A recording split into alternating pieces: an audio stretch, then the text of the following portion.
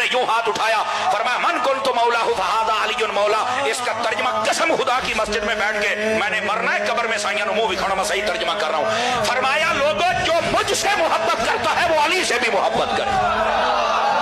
بس صرف اس کا یہ مطلب ہے. آپ بعض لوگ کہتے ہیں نہیں اس سے مراد ولایت بھی ہے خلافت بھی ہے.